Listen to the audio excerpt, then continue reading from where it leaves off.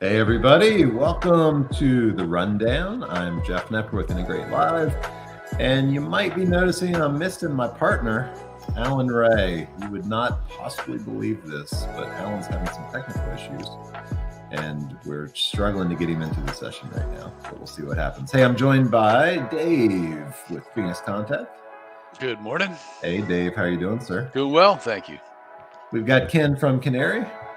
Hey Ken. Hey, good morning all. Dave and Ken, this is not your first rundown. We've had you on before. No, I bailed on the one I was supposed to do. I ended up on the road. That's right. Okay. I got a last-minute substitution, so this technically is my first. Okay, well, welcome. And Graham, with Flow Software, Graham, is this your first rundown? I think it is. Yeah. Hello, everybody. Well, hey, thanks for being here. Really appreciate it. And I've got to tell you, I got on a plane the other day. This is not a dad joke. Let me just say that. This is the origin of a dad joke. I got on the plane, and there was divine inspiration as I stooped down through to come into the plane, and the stewardess was there. A dad joke just hit me out of nowhere. So this is an original. What do you call a pilot, Ken, who has no plane?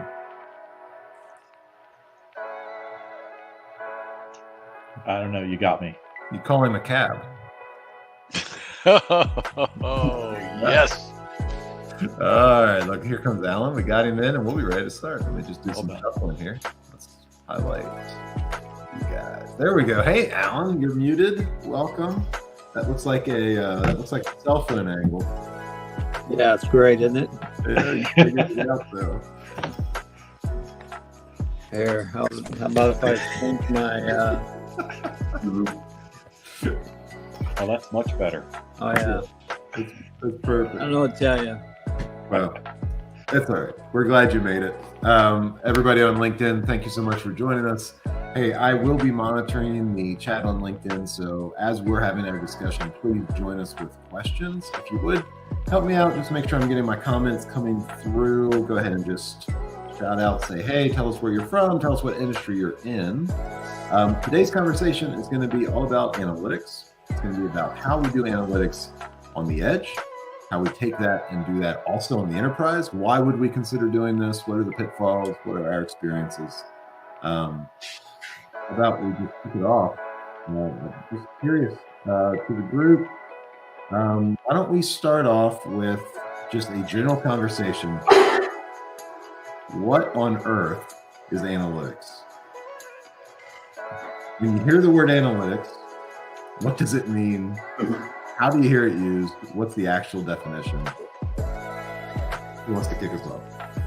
So for me, Jeff, analytics is all about transforming raw data into something we can use, some information. I guess there are two parts to that. The one is contextualizing the data, providing additional metadata with the data, but also probably the more important part is being able to look at historical data to glean trends and patterns from the data. Okay, so you said historic compared to the now, the real time, right now data, which is obviously very useful, and in some cases it's great information. But if I can't look in the past, I can't even pretend to project into the future and make decisions according to that historical data. Okay. Anything to add, Dave or Ken? Yeah, I totally like that definition. I think one of the problems with digitalization or IoT or Industry 4.0 or whatever, as that whole thing got started, was people fell in love with the technology and the bits and bytes and forgot maybe a little bit about the business rationale behind it all. What are we really trying to solve? And so analytics is what helps make sense of the data that's coming forth from these machines, packaging them up, as he said, with a context and in a timely fashion to present the data in a way that hopefully is readily interpretable by the stakeholders that are looking at it. So that might be different types of data for different types of people, whether they be a data scientist or whether they be a line supervisor or they be an operator or someone in accounting. But it's some kind of richly enriched data that's become information and is much more actionable than would be just bits and bytes that are being spit out without any context. They got to Yeah. add value. That's the key. It doesn't matter what you collect. Doesn't matter how you collect it. If it's not adding value and you're not getting some level of and the value can be relative, right? It can be, hey, I'm collecting this information, and in the event we have a problem, we need to go back and investigate. Or I'm collecting this data in the event that I can actually get my data cleaned up into a level that I can send it to Flow, create a model, get it up into some kind of an algorithm or machine learning. And everywhere I've worked so far, everyone has said, collect everything. You never know when you're going to need it. And what ends up happening is you end up with the growth rate of your data exponentially grows to a point where you're, because everyone's the big argument is this space is cheap. Mm-hmm. Well, it is cheap until you start, consuming terabytes of data a month. Exactly. And I got to be on my iPad. I'm going to be outside. That's all I got to say. Yeah, I'm feeling a little envious seeing palm fronds and blue sky. Oh, I thought you did a virtual background because you didn't like the angle. No. I'm like, if I got to sit on my desk and try to hold my iPad so it's straight, I'm just going to go outside. Good for you. Good for you. Hey, so is analytics something new? Right. I mean, obviously it's not. Okay. I'm not dumb. But it's certainly gotten a ton of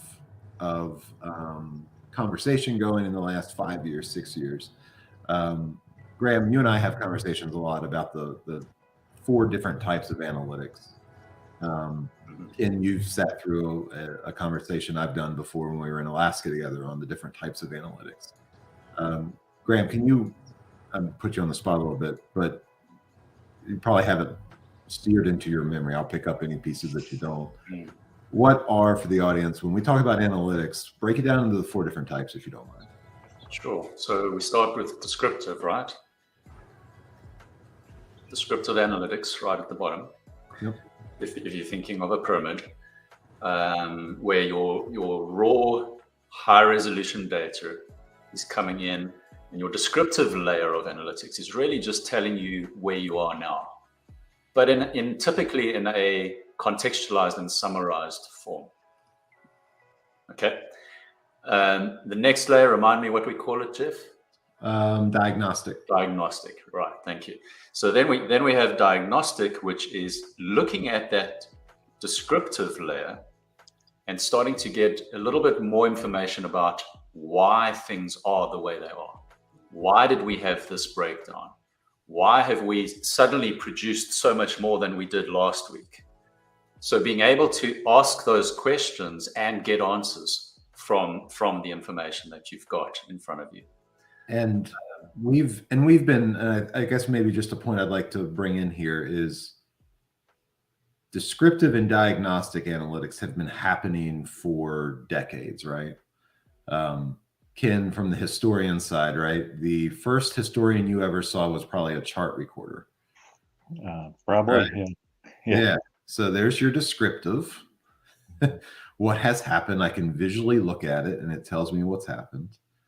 And then the subject matter expert walks up to it, interprets it, maybe says, hey, what happened, during this time period when we had the spike that I don't like, what state were we in, what machines started up? And now they, from their own expertise, are going to do the diagnostics of that, right? So that's been since the 50s or 60s that this has been happening. So why now all of a sudden the burst in popularity on analytics, Graham, if we've been doing it if we've had analytics for so long? But now it's your pyramid, right? What's the next one? Well, I think, and maybe just to answer that question quickly, my experience has been that we were always trying to do it. We were doing it in various ways.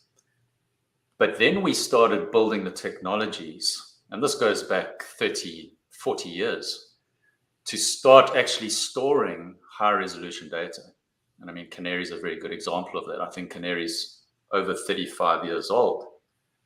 And I don't think we as humans caught up with that. So we were storing all the data, but we weren't really using it. And my personal experience was, wow, this is so frustrating, because I'd be sitting in meetings in an operational context, discussing stuff that people had put into spreadsheets, and changing those values without any audit trail, knowing full well that that data was available in a historian somewhere, most of the data, in a historian or in SQL databases or wherever. And so I think the technologies have allowed us to start converting the data to information, to descriptive, diagnostic. And when we get to the diagnostic layer, to your point, a lot of the time what was required was skills, people skills, the operators that had been there for 30 years that can hear when the compressor's not working, something's wrong just from listening to the plant. Now what we can do in the diagnostic layer is we can start building in some of that tribal knowledge into the system. So now the system, the technology, can actually start giving us that information about why things are not working without requiring the operator that's been there for 30 years. And that's extremely important now, because as anyone can attest, the availability of workers is the biggest problem that employers have. And, I used to be in the water business, and I remember about 5 years ago, they said that 1/3 of the entire workforce would be retiring within, I think, 10 years. Wow. So that means they're really getting close, and it's not so easy just to replace them in kind and then grow that knowledge base. So that knowledge is going out the door. So you got to find another way of doing it. And that's why it's very timely that these diagnostic type of analytics are now available and accessible. So I think it's technically possible, and from a business perspective, it's very much needed. So I think those kind of two dynamics are kind of what's leading to the explosion in popularity of analytics. Right. And I was just going to, chime in on, what Graham said about the evolving technology. That's not only on the data acquisition side, but, many of these analysis were done manually, like you said, in spreadsheets, or because someone's gut, they didn't feel that it was, the process was operating correctly, and so as you lose that, having technology and new software to replace that and make quicker decisions and probably more accurate decisions has really, gained traction, but I feel it's still a maturity process though. There's customers that think they need to jump in and be doing the end all be all solutions when they haven't even learned to start walking or understanding maybe what's possible, or make some more rudimentary decisions before they try doing the all-encompassing analysis that takes, you have to have X number of years of history to show patterns of failures and things like that. They think they can jump in and gain that insight and information immediately, but there's a process and a maturity that has to be followed, or to be able to make those decisions maybe on down the road. People hear these successes and opportunities that other companies have had, and they think they can achieve that in a day or two's worth of effort, and that's not the reality though. And the question remains for me is, these successes that they've heard about have unfortunately probably come from a vendor's white paper that's more of a marketing piece, or they've come from a speaker at a conference. Right. That a vendor, it seems so simple. Yeah. A vendor has sponsored to be. I mean, the reality is that a lot of these wins aren't really technical scalable wins. They are POCs or pilot wins. There's a lot of foundational work that still has to be done. Sure. You mentioned kind of you hinted at least at the third, and Graham, I'll leave you to the third and the fourth on the pyramid. Sure. So the third is going to be your predictive, right? So now we can look at this information in the diagnostic and descriptive layers, and we can glean insights sufficiently that we can start predicting what's going to happen. And those predictions don't have to be machine learning. You know, we don't have to be deploying an AI model to get basic predictions. A lot of the time, they're just empirical calculations.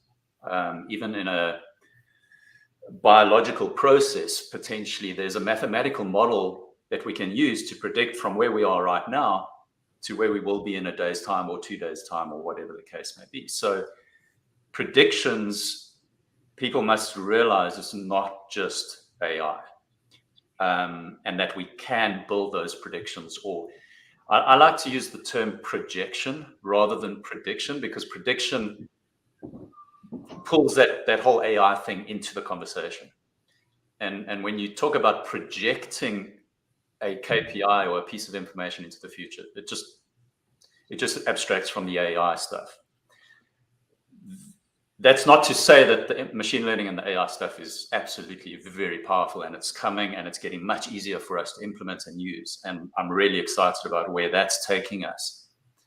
But probably the next level, the fourth level, which is your prescriptive, that is where the AI and machine learning side is going to really come into play, because that at that layer, it's where the system is telling you what you should do. So it's actually starting to close the loop for you. And potentially you can close the loop right back down to your control system from that the prescriptive layer. And I think that's where we're going to see a lot of benefit coming from machine learning and AI in the future. I would add on to the prescriptive, it is telling you what to do. And I would just add the caveat, based on your organization's values. So based on the strategic outcome that your organization desires, it makes that recommendation, right? Because it may be actually run that piece of equipment to failure.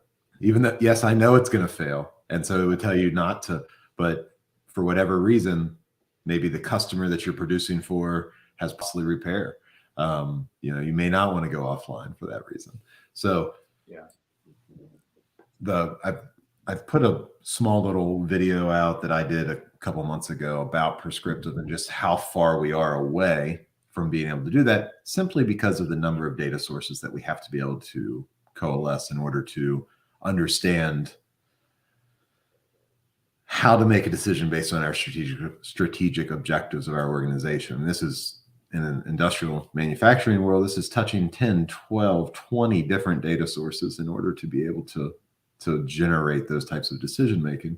But it's certainly on the horizon. It's certainly tools like Canary and Flow and Phoenix Contact are part of the solution to be able to achieve that holy grail of analytics. Mm-hmm.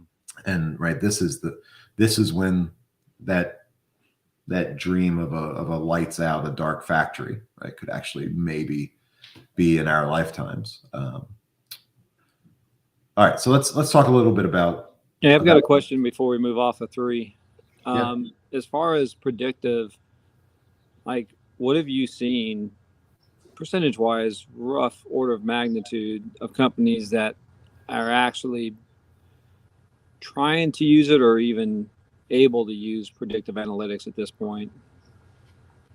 Well, at full scale, or just in a, hey, we're doing this and we're doing it in this segment and we're doing it well in this segment? I would say to some level of effectiveness, not full scale, but to some level of they have some level of predictive analytics and they're adding value to their process.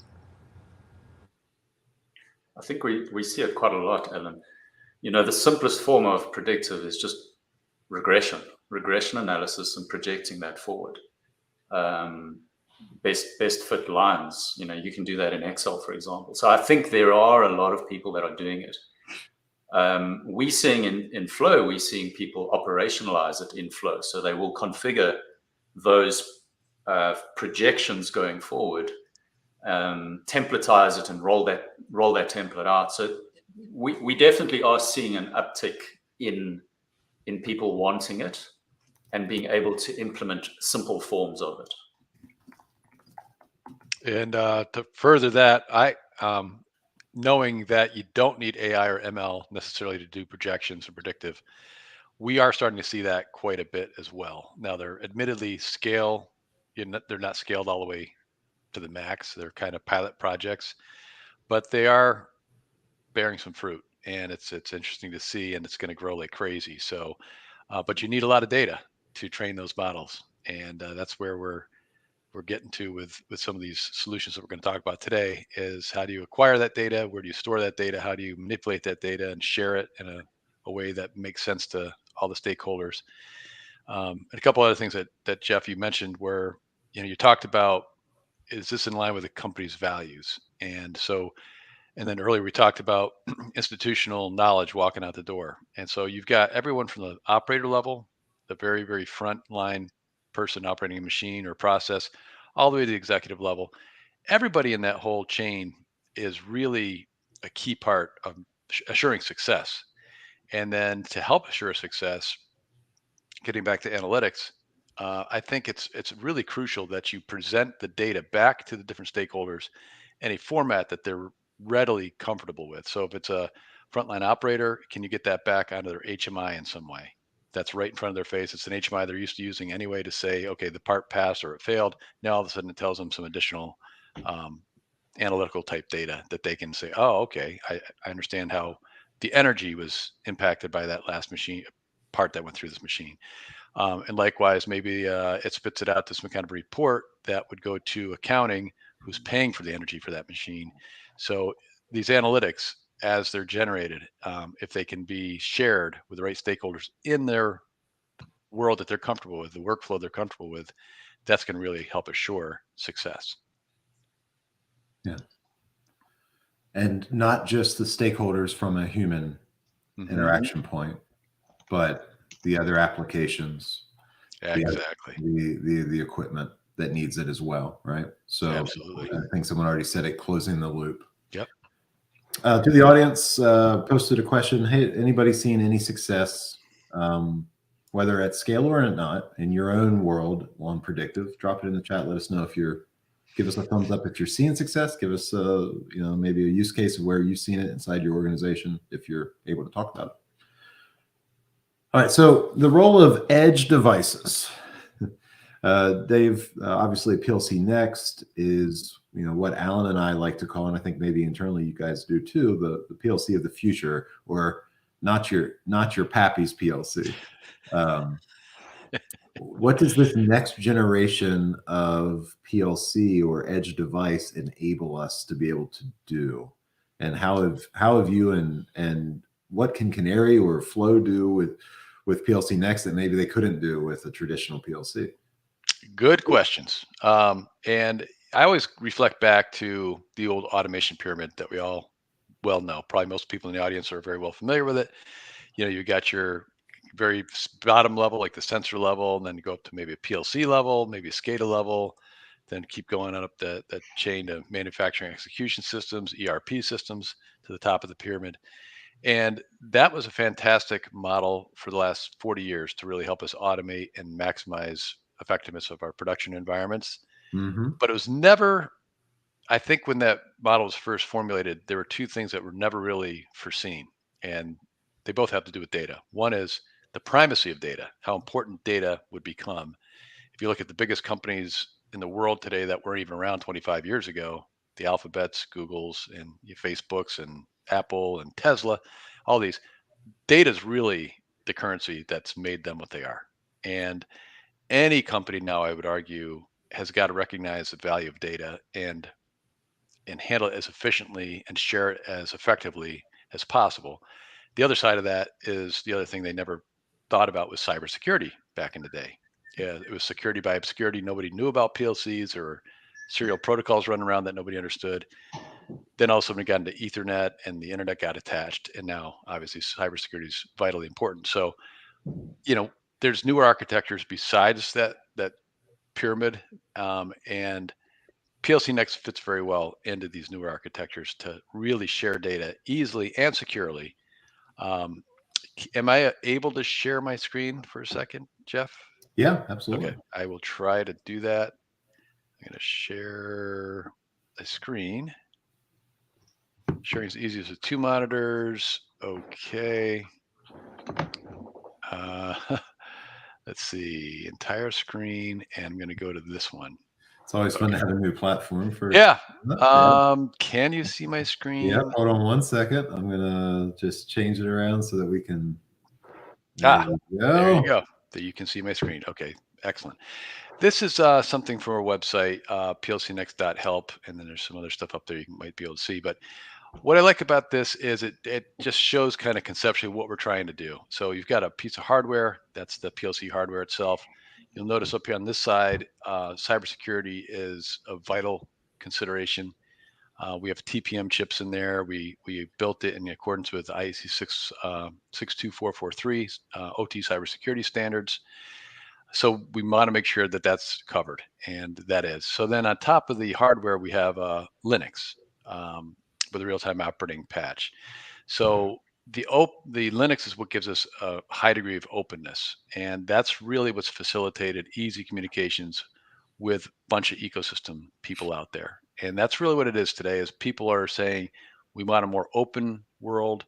We want one where ecosystem partners, such as the people on this call today, can easily exchange information and data, and you kind of have a best in class, best of breed historian and other software and hardware all working together in an easy to integrate way. And hopefully a week from today we'll be able to show all that. So on top of that is where you have basically your global data space and your traditional old-fashioned PLC stuff that everybody's familiar with, very robust and secure and rock solid and dependable, low jitter, all the types of things you want out of a PLC.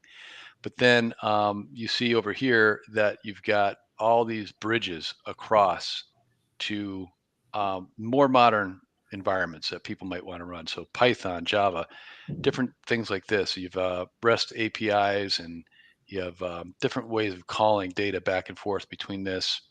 You've got containerization over here. And then there's also the PLC Next store, which is kind of like an Apple iTunes store where third parties or Phoenix Contact can post applications that can then run in this environment. And so it's really a place that it's a secure place, but an open place that it's easier to affect communications, whether that be like MQTT or Sparkplug or OPC UA or traditional older industrial protocols, or even things like exchanging information with a REST API or some other means. Okay. So that's really, I think, the heart of what makes this PLC a little bit different than anything that came prior. Is yes, it's a PLC, but it's a lot more in the realm of becoming an edge gateway to exchange data. And so now with that, I heard Linux, right? So Ken, I know you guys have been actively developing on .NET 6 for edge data collection, and you're moving closer and closer to be able to run your data collectors on edge. We are, yeah. We actually have a data collector that, in theory, could run on that. That we've been testing in house, and we're trying to get the whole system to be able to run, at that layer as well. We've been in an ingrained Windows shop for 30 plus years, and so it's not a simple lift to just break away from that, and so we've been working on it. It's been the largest engineering project we've ever done, and unfortunately we're not there yet, but we're still working towards that, and looking forward to the opportunities that it opens up for us to be able to run in containers and lower hosting costs and all the other benefits that come from being able to run on the Linux operating system. Yeah. Now the complexity of that, of course, and Graham, maybe you can speak to this, is the management then, right? So as we start to have solutions, software spread and distributed across many pieces of hardware to take advantage of these edge capabilities, how do you manage when you've got 20 different devices running your data collection, for instance, because Flow's there to be able to run on PLC Next. You and Dave have been working together for the last couple of weeks. How's that going to be managed? Well, if we take a step back to what we're coming from, right? Yeah. Typically, we have our PLCs. We have a network into a bunch of servers, maybe some PCs. And typically, we would run our data collection on those PCs and servers, accessing the PLCs. So we're not really moving away from managing devices because we had to manage that anyway. What we are doing now is we actually, for the most part, we are actually reducing a whole layer, maybe not the whole layer, but at least part of that layer, and we can move the data collection, certainly from a flow architecture perspective, we can move the data collection right down to the controllers. And yes, now you do have more of them to manage, but my point is we were having to manage multiple things anyway. Now we're just managing more. So as long as your solution is scalable and you have a portal of some kind that you can go and manage those devices, I don't see a huge challenge there. I see a cost saving there. Alan, Graham just said a word that I know is a trigger word for you. And when you're evaluating solutions, he said scalable, right? So Alan, when you're engaging today, or even 5 years ago when you engaged with a vendor, specifically because for those that don't know, Alan's background was really in distributed systems because of upstream oil and gas, right? You guys had assets everywhere. How many assets did you manage as an organization in the field? Well, when I first started out, we had 11 offshore platforms and each platform had, a ton of PLCs. And interesting enough, they had a ton of chart recorders too, right? Those, as we were talking about chart recorders, what literally came in my mind was remembering days that I forgot to go and pull the chart recorder off a 24-hour chart recorder. And so I'd go the next day thinking I'd done it the day before, and all of a sudden I've got a bunch of garbage data because I've got pins on top of pins, right? Yeah. And then I started thinking about the data swamp that Arlen always talks about. But when we're talking about scale, that's a huge issue, right? We're always talking about, because if you look at a distributed system in the way that we've done it for 20 years, right? Every PLC has its own code base, and then that code base is kept where, and what's the version control and all that. And so now you're talking about moving the data collection down there and into the PLC, which I agree with. But again, it's a matter of management and scalability. And can I templatize that so that I can deploy it quickly and easily? And is there a level of administration that I can see it and in some level of a dashboard that says, hey, here's where I'm having problems, right? So it's a big problem. Scalability is, and one of the reasons that we moved everything into a server base is so that we could have a central place to be able to collect everything and have all that data there. And as we decouple and start to democratize our data, like we have to get it farther down to that source data. And it makes perfect sense to do that. And we have the tools now that we can actually bring in some level of administrative console or some kind of level of administration that we can manage those devices or those collectors on the sources and get health from them. How is the collector being distributed to the edge device? Is it on a container? Is it just a piece of software? What is it that you're installing? From a flow perspective, we make use of a container. Okay. So we run it on a container because then that's isolated from the actual control, which is the primary purpose of the controller of the PLC. So you have some level of orchestration for those containers, or can use orchestration for them? So yes, within the flow environment, you can orchestrate that. It's not dynamic, so Okay. you will because a controller is not something that you just expand and spin up multiple of them. Right. You're going to have one container potentially running on a PLC next that is isolated from the control work that PLC next is doing, but it's now giving you that access through that bridge that Dave was showing us. Through that bridge, we can access all the data, and then we can send that data up. And the management tool is at a higher level, so you still have that higher level management of all of your devices. Is it the same connector? What's different PLC to PLC? Can you deploy just a template down to the PLC, or is there specific data that has to go and be configured at every single PLC? You could templatize it, absolutely. You could build that into your image that you're running in the container. So that's one way of doing it. Depending on the software that you're using to manage it, whether it's Canary or Flow, there's going to be ways to be able to scale that. Yeah, that's interesting, because I'm currently with 3M, right? We're talking about deploying security stack software.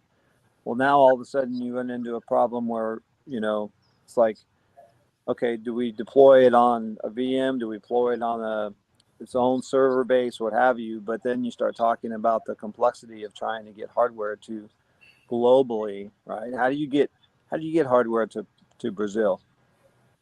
I can tell you, it's not easy. Yeah.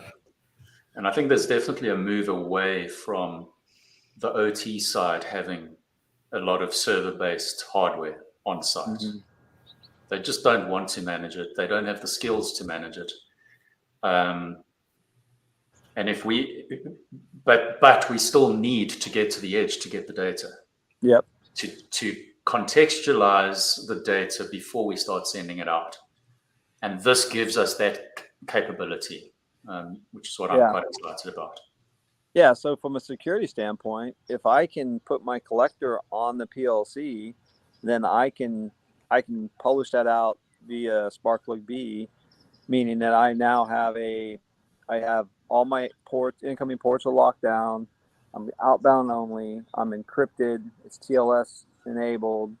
Well, now I have a level of security where I've now brought in a level of isolation to that control system, right? Because I'm no longer just opening up a port and IP to get, I'm going to go connect to this server over OPC UA and pass all my data up there, and I've got this firewall rule that's enabled, and so it's very intriguing, and for me, from a security standpoint, that's it allows us to start really getting that level of isolation. Yeah. One thing I just want to jump in and mention, in case anybody out there is hearing this and thinking, oh, great, do I have to rip out my existing control system, my existing PLC? And there's this concept called NTARS, never touch a running system, that may prevent them from wanting to do that. Yeah. I don't blame you. No. I mean, in most cases I've seen, when we do deploy a PLC next, it's oftentimes over top of as an edge gateway, and it's communicating with the existing PLC via some kind of Ethernet or serial-based protocol to get that information into it. And then it's then becoming that edge gateway piece that could have the software deployed, as we've mentioned here, in a container on it. So that's one possibility. If it's a greenfield site or greenfield machine, then by all means, the PLC Next could be the control engine, being a traditional PLC, as well as being the host of the flow software and getting that, getting ready for the analytics that way. So either one is possible. Whatever one makes more sense for that particular application is the one you'd want to go with. Dave, where are you at on your roadmap with HDMI? Do you have an HDMI on the PLC Next now? We do not have HDMI port on there. So we do everything HTML5, and come out via, some other like Ethernet or USB or something like that at this point in time. But I'll have to check the roadmap for that. Yeah, I can't remember who I was talking to. I know it was on your roadmap at some point, but it opens up another door for you, right? And that door that opens up is, if I'm going to put an edge gateway at my PLC panel, I can now get a touch panel that I can run the local HMI off of your free software. Correct. And now I'm not spending $13,000 on the panel view, right? Exactly. And your code base is more manageable. It's not, so anyway. Yeah, the touch panels that we have, we call them web panels. They do have an Ethernet interface, and we communicate in the same way that way. It's just maybe not as elegant as So it's not. So DM. it's Ethernet based, meaning that it's not compute. It's just you've got software, some level of software running on that. We have we have a web server serving up web-based HMI pages from it. So it's like a low-end HMI. So if you have a web panel with nothing on it but a browser, you're able to visualize what's going on that particular PLC. Hey, let's. I'm going to shift us back, Alan. Great points, good questions. Thank you, Dave. Let's talk a little bit. We've talked about edge, right? We've talked about a little bit of the why, collect data on the edge. Of course, I'm just going to hit some highlights. Also, Graham, if you're running your data engine from Flow on the PLC Next, you're essentially taking data directly from the PLC right there on the device. You're running an analytic. Might be what's happened in this 5 minutes. How's that number compared to the last 5 minutes? Where are we projecting this total is going to be at the end of the hour? These types of things. And now you can feed that back to the PLC Next without ever coming off that device, right? So you're closing the loop. You're maybe providing data for the control narrative.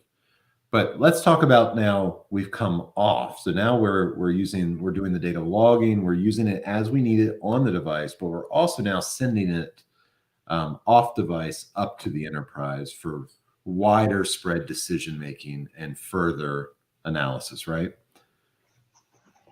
So that's the architecture that we're going to be talking about, showing next week, as well as finishing our conversation today on. So on that side, when we start talking about an enterprise-wide analytics solution, you hear the term data modeling a lot. How, in your experience, and this is, I guess, both to Graham and to Ken, when you're modeling in your softwares, are you more of a physical representation of equipment, or are you modeling something else? What does that look like? How do you deal with namespaces that you're inheriting from old brownfield versus greenfield? Like, walk us through the challenges and the solutions you've seen. Yeah, so I'll go ahead and start. So, typically we're modeling the physical assets, whether it be from, Alan's past life of, thousands of oil wells and dozens of facilities, or whether it's manufacturing lines, solar sites, inverters, met stations, whatever it may be. So typically, we're acquiring data for those assets, and then our model is a physical representation of that, whether it's a geographic layout or by device type, however they want to view that. And obviously, the more sources of data you have, the more challenges you have. It's great when all your data is coming from a single SCADA system. Things hopefully are normalized and you have consistent patterns in tag naming. But as you said, the more sources involved, maybe you've acquired company A and you've acquired company B and you homegrown company C, and obviously they all had different tag naming conventions, nomenclatures. And so we work a lot with customers on trying to resolve those and build a normalized model and make sense of different conventions, and without having to go back to the SCADA system, without having to go back to the logging source and change those, because you're running HMI and SCADA off of those names. So we do it at a virtual layer on top of the historian. to bring all that together. And lots of times the SCADA name is quite cryptic, and you can't make sense of what's in there. So we allow the addition of metadata or properties to better describe that data, provide additional context, and then we build these virtual models to represent these assets in a browse structure that's logical for the consumer of the data. If I heard you on that, you said, in summary, we'll log the data the way that it appears typically in the SCADA system, but we'll present the data abstracted to the user in a physical model that makes sense with more common sense English naming, right? Sure. Say English just to represent a readable language, right? Correct. Yeah. And lots of times SCADA systems, especially older systems, it's a very flat model. There is no hierarchy or inheritance implied in those names. And of course, the larger enterprise that you are, the more assets you have, flat doesn't work. You can never find what you need. It's just an endless list of things. And so, our modeling helps apply that hierarchy, that inheritance that's important to quickly be able to locate the assets that you're interested in. So very much an abstracted model, but a physical representation of the process or of the cell or the skid. Typically, yes. Yep. And Graham, how's that different for what you're doing on your side?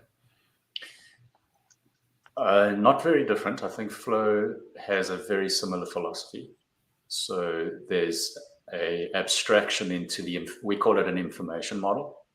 And I want to just point out not to confuse that with a machine learning model. Totally different thing. This is a representation of your information in a hierarchical model. So I would say 80% of the time, Flow's information model represents the equipment. But there are customers out there that are using Flow to do more of a logical representation. So bringing in different kinds of KPIs, things like safety KPIs, risk KPIs, people KPIs. At the end of the day, your people are also your assets. So bringing in things around absenteeism, injuries, et cetera, those kind of things fit into the Flow model as well, because that model is so flexible. But for the most part, it is definitely an equipment asset model in a hierarchical manner. So yeah, that's basically what the Flow system uses. Yeah, and I know from plenty of my own history and from the relationship between Canary and Flow, one of the reasons that Flow loves it when Canary is present is because of that virtualized view that Ken was describing, right? The pre-work, the cleaning can be done. Makes Alan, I heard you say this half a decade ago.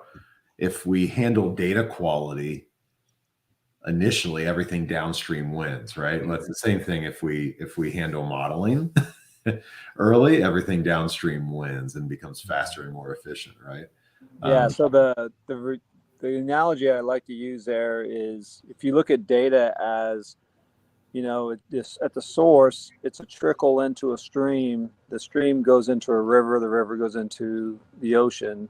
And what we do is, with data quality, we try to go to the ocean, grab that data with all of the muck and the mire and the seaweed and everything that's associated with it and how it got there.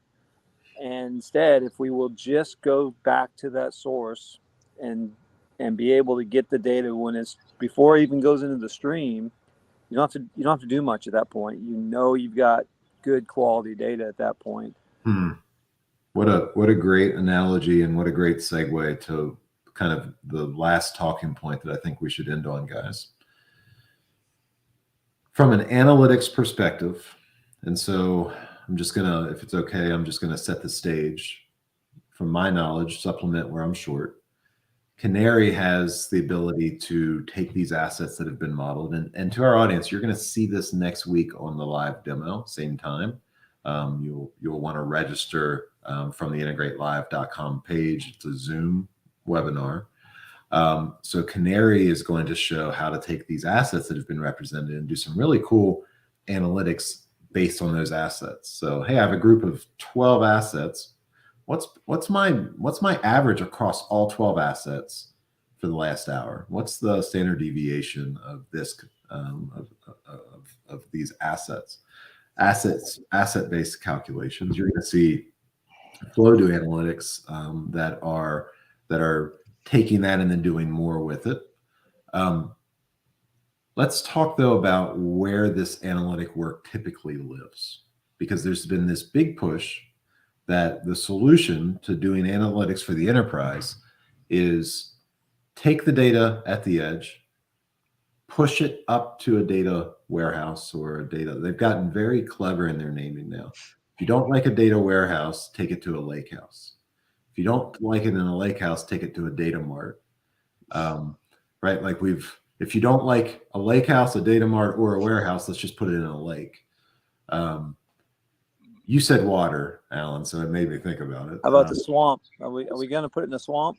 I don't think any marketer is quite so brazen to just go ahead and like that. Maybe the bog. Maybe the bog is next. But to my point, guys, why not just push everything to that lake, warehouse, data mart, and analyze it there? Because Ken, Graham, you're both talking about pre-processing data.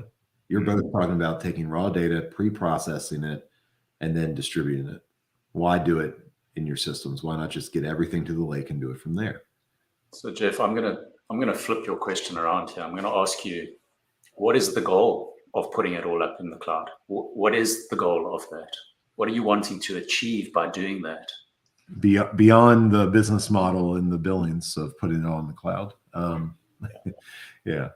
Well, right. We've everybody that knows Benson from Opto 22 has heard Benson give a talk before about democratizing data, right? The problem, of course, is that in any operation, there's half a dozen, if not a dozen or 24 different data stores. And we can't do analytics at any real depth without bringing data from each of those data sources. And so it's that common argument of data silos. I need to get data out of this thing, out of this thing, out of this thing. I need to get into some type of standardized format so that I can interact with it, so I can, I guess, filter it based on each other, understand when this was happening over here, this was happening over here, this was happening over here, so that I can actually get insight. So that would be my answer. I need to democratize the data from a source. I need to be able to combine it. And then I need to give open access to it to the people or applications that need those insights. So it's a bit of both, I think. Yeah. I mean, I've got a couple of comments I would make on this point. In my experience, and I'm just going to isolate it to a historian, right? If I'm historizing 100,000 tags in my Canary system, I'm historizing a lot of data there that is typically going to be used at the OT level. It's going to be used for troubleshooting. I'm historizing things like when a valve fails, when it opens, when it closes. I'm historizing things like set points, maybe. In my experience, when we convert that information, that data into information, into KPIs in Flow, we're probably only accessing 10% of those data points, those tags. And that, in my opinion, that's because the value of that data in the historian is very much OT value. And maybe 10 to 20% of its value, of that data, is of value at a higher level. So that's one of my big arguments against just send everything to the cloud. Because and I think, Alan, you said it earlier, it's just going to sit there and it's going to cost you money. Well, I'll give you an example of that. So at Era, what we did was we had our historian that did all of our OT, right? It was time series to the second on a lot of cases. And then we would summarize day 0, day 1, day 2, and day 3. And we were sending every day, we would send our summarized data to our data warehouse, to Lego, to the system that we did really the ERP level of work, all right? Looking at the correlation between the data. And then the question was always, well, how much time series data do we keep? And we landed on 90 days, only 90 days. After that, you can get rid of it. Purchase. Yeah. Another thing that I want to bring up is that if you're taking all your data sources and you're just pushing it up into your data lake or your data warehouse, most of the time it's not contextualized. So you might get the Canary tag name, which means very little, if anything, to a data scientist that's going to try and get some information out of this data. So it's actually making their jobs quite difficult. We want to simplify their jobs. And that's why at the edge, we need to add some metadata. We need to tell you what are the units of measure for this thing. Don't give me the tag name. You can reference the tag name in the metadata, but give me the name of the thing. What is it? That's going to be much more valuable to the data scientists. It's going to make their jobs much easier if they've got that metadata. So that's a huge argument for that edge-based contextualization. The other thing that I think often happens is we send all the data to the cloud, and guess what? We forget about the OT guys. Now, all of a sudden, it's really difficult for them to get that information and get value out of it because you've just sent it away from them. You've completely bypassed them in many cases. And now you probably need a whole lot of tooling to bring the data back down to them so that they can get value out of it. So it feels to me like it's a little bit backwards. And that's why I will always, my recommendation is add your metadata at the edge, perform your data slicing, your aggregations, your calculations for each of those slices, and send that into your data lake or your data warehouse. That's going to be far more valuable to everyone who's going to be using that and consuming that data. It's contextualization too, because if I have in the OT space, I've got 5 different technicians, and all 5 technicians called this transmitter something different on, they're all steam generators. But this guy called it, this guy, this is a transducer, this is a transmitter, however they do it. But if you can leave that historical data with the asset name and the tag name for the OT people, but if you can build a contextualization model, then tie that model, right? Because the heavy lifting is really being able to make sure that model is tied to the correct tags. That's where your data quality comes in. But if your data collector is at the edge and you're getting that data from the edge, you still got to do the work of figuring out, okay, this transmitter, my gas inlet for the steam generator goes to the gas inlet tag or the name in the contextualized model that you build in Flow or wherever you're going to build it at.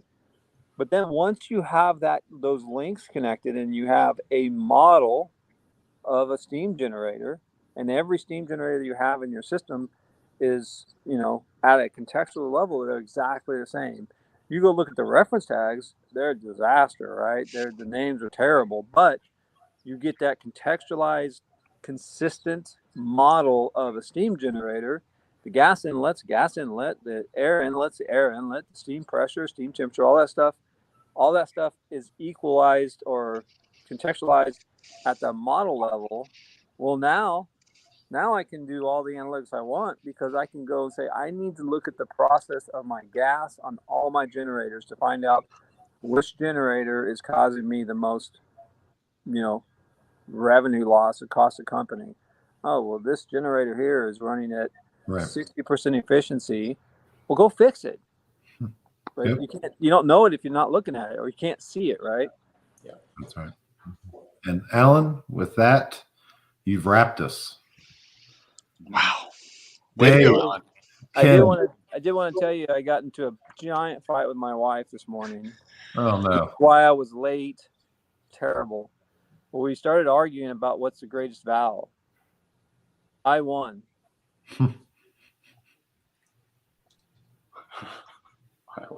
Oh, my No. goodness. O did not win. I won. So just to confirm, you didn't win.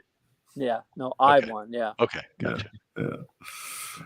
Hey, everyone, we look forward to seeing you next week on the virtual workshop. Thank you so much for your continued support. I'd like to thank our sponsors, Fingers Contact, Flow Software, Canary Labs, Software Toolbox, Kepware, and Opto22. This community would not be possible without their generous support, and we thank you all so much. Hey, this is a wrap. Thanks for joining us on The Rundown, everybody. Thank you. See you, Cheers, everyone. everybody. See you next week.